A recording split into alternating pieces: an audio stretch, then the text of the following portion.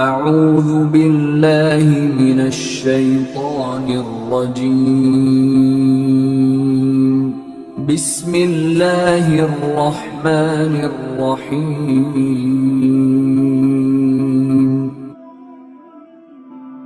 آج میں نے حضور نبی مکرم شفیع معظم صلی اللہ تعالیٰ علیہ وسلم کے جو شہر مدینہ ہے نا، اس کے فضیلت بیان کرنی ہے۔ شہر مدینہ کی شان و عظمت اور حضور نبی مکرم شفیع معظم صلی اللہ تعالیٰ علیہ وسلم کے روضہ کی زیارت کرنے کی کتنی فضیلت ہے، کتنا فائدہ ہے، وہ آپ کے سامنے رکھنا ہے۔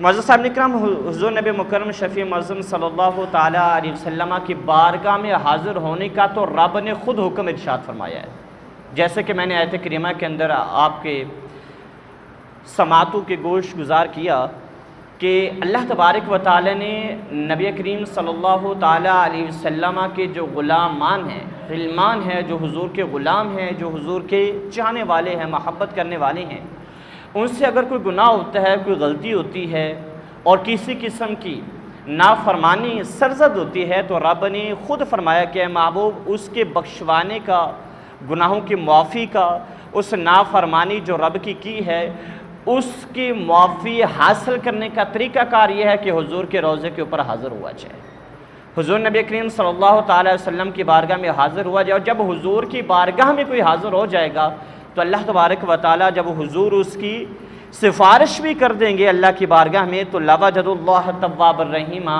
اللہ اس کے گناہوں کو معاف کر دے گا۔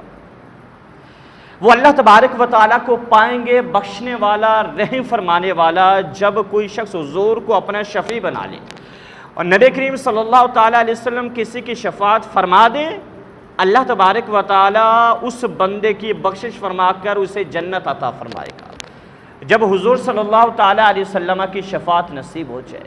اور میرے آقا صلی اللہ تعالیٰ علیہ وسلم کی شفاعت نصیب کیسے ہوگی؟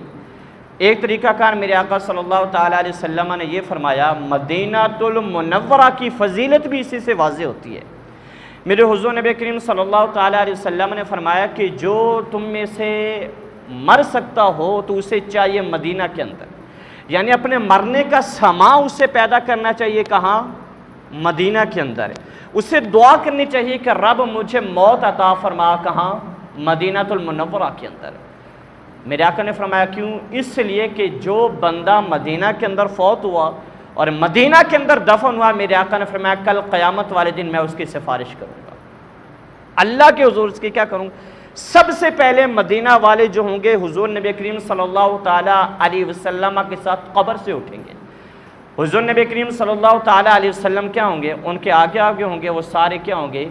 پیچھے پیچھے ہوں گے۔ میرے آقا صلی اللہ تعالیٰ علیہ وسلم ان مدینہ والوں کو جس نے مدینہ کے اندر وفات پائی اور مدینہ کے اندر کیا ہوا، اس کا مدفن بنا، اس کی قبر مدینہ کے اندر بنی، تو اسے میرے آقا صلی اللہ تعالیٰ علیہ وسلم کے کیا ملے گی؟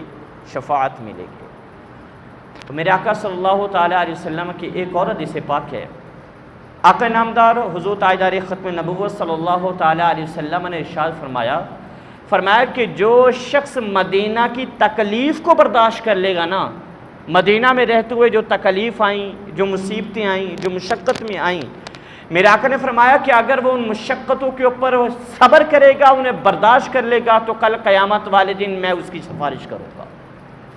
مدینہ میں اگر مشقت ملے، مدینہ کے اندر کسی قسم کی پریشانی لاحق ہو رہتے ہوئے، میرے آقا نے فرمایا کہ میں اس کے کیا کروں گا؟ کل قیامت والے دن اس صبر کے اوپر، اس برداشت کے اوپر جو اس نے کی، میرے آقا نے فرمایا کہ میں اس کی سفارش کروں گا۔